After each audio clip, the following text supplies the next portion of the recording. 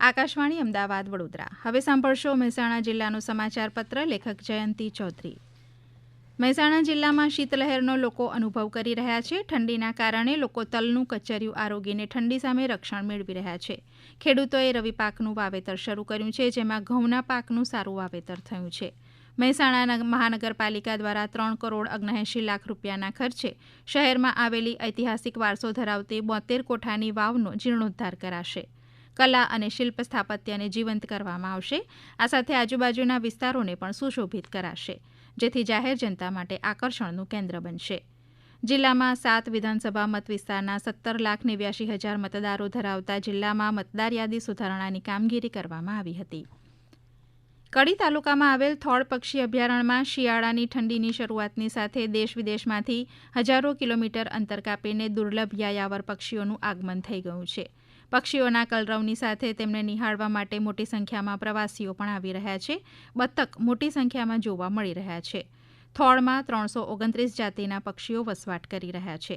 ગાયકવાડી શાસનમાં 1962માં આ તળાવ બનાવવામાં આવ્યું હતું. સ્વચ્છ ભારત મિશન ગ્રામીણ નિર્માણ ગુજરાત અંતર્ગત જિલ્લાની 597 ગ્રામ પંચાયતોને પ્રથમ તબક્કામાં 34,10,000 રૂપિયાની રકમ સ્વચ્છતા માટે ફાળવવામાં આવી છે. જિલ્લાના ગ્રામ્ય વિસ્તારોને સ્વચ્છ બનાવવા માટે અભિયાન શરૂ કરાયું છે. ગ્રામ્ય વિસ્તારમાં 5,000થી ઓછી 541 ગ્રામ પંચાયતોમાં 4,998ની રકમ ચૂકવી દેવામાં આવી છે. ઊંઝા માર્કેટયાર્ડમાં જીરું, વરિયાળી તેમજ ઈસબગુલની આવક થઈ રહી છે. રાજસ્થાન, કાઠિયાવાડ અને ઉત્તર ગુજરાતમાંથી ખેડૂતો વેચાણ માટે આવી રહ્યા છે અને જીરાની 7,000થી 10,000 બોરીની આવક નોંધાઈ હતી. જીરાનો ભાવ 3600 રૂપિયાથી 4200 રૂપિયા સુધીનો રહ્યો હતો, જ્યારે વરિયાળીમાં 1500 બોરીની આવક નોંધાઈ હતી, જેનો ભાવ 1400થી લઈને 2400 રૂપિયા સુધીનો રહ્યો હતો. જિલ્લામાં શિયાળુ પાક એટલે રવિ પાકોનું વાવેતર ખેડૂતો કરી રહ્યા છે અને જિલ્લામાં 1,10,000 કરતાં વધુ હેક્ટર જમીનમાં વાવેતર થયું છે, જેમાં ઘઉં, લસણ, તમાકુ, રાયડો, બટાકા, શાકભાજી, વરિયાળી, જીરું, ધાણા જેવા પાકોનું વાવેતર કરાયું છે. હજુ પણ ખેડૂતો વાવેતર કરી રહ્યા છે. જિલ્લાના 2 સરકારી કર્મચારીઓએ તેમની પર્યાવરણ પ્રવૃત્તિ બદલ યુરોપના ઓફિશિયલી વર્લ્ડ રેકોર્ડમાં સ્થાન મેળવ્યું છે. સ્પેન દેશ દ્વારા આ સ્થાન અપાયું છે.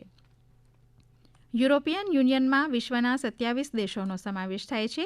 વિક્રમ પરમાર અને રાહુલ સોલંકીએ 3 વર્ષમાં 585 કરોડથી વધુ વૃક્ષના બીજની વિવિધ વિસ્તારોમાં છાટણી કરી છે, જ્યારે એક જ દિવસમાં 175 કરોડથી વધુ બીજની છાટણી કરવા બદલ આ બંને યુવાનોને યુરોપના ઓફિશિયલી વર્લ્ડ રેકોર્ડમાં સ્થાન મળ્યું છે. આ 2 યુવાનોએ મહેસાણા જિલ્લાનું તેમજ ગુજરાત રાજ્યનું વિશ્વકક્ષાએ નામ રોશન કર્યું છે. જિલ્લામાં રાષ્ટ્રીય પશુરોગ નિયંત્રણ કાર્યક્રમ અંતર્ગત પશુઓમાં ખરવા મોવાસાના રોગ સામે રક્ષણ આપવા માટે પશુપાલન વિભાગ તેમજ જિલ્લા દૂધ સંઘ દ્વારા રસીકરણ કાર્યક્રમ યોજાઈ રહ્યો છે. રસીકરણના 7મા રાઉન્ડમાં 6,58,000 કરતાં વધુ પશુઓને રસીકરણ કરાયું છે. જિલ્લા નાયબ પશુપાલન નિયામકે જણાવ્યું હતું કે ખરવા મોવાસા એ પશુઓમાં જોવા મળતો અત્યંત ચેપી રોગ છે, જે દૂધ ઉત્પાદનમાં ઘટાડો અને પશુઓના વજનમાં પણ ઘટાડો કરે છે. આ સાથે ઘણી વખત પશુઓના મોત પણ થાય છે. મારી શાળા પ્લાસ્ટિક મુક્ત શાળાનું અભિયાન ચલાવાઈ રહ્યું છે, જે અંતર્ગત મહેસાણા જિલ્લાના વિજાપુર તાલુકાની ગુછલી ગામની પ્રાથમિક શાળાએ પર્યાવરણ સંરક્ષણ ક્ષેત્રે વર્લ્ડ વાઇડ બુક ઓફ રેકોર્ડ્સમાં સ્થાન મળ્યું છે. 85 શાળાના બાળકો દ્વારા 1,000થી વધુ ઇકોબ્રિક્સ બોટલો એકત્રિત કરવામાં આવી હતી. આપ સાંભળી રહ્યા હતા મહેસાણા જિલ્લાનો સમાચાર પત્ર. લેખક જયંતી ચૌધરી. પ્રસારણ આકાશવાણીના અમદાવાદ વડોદરા કેન્દ્ર પરથી કરવામાં આવ્યું.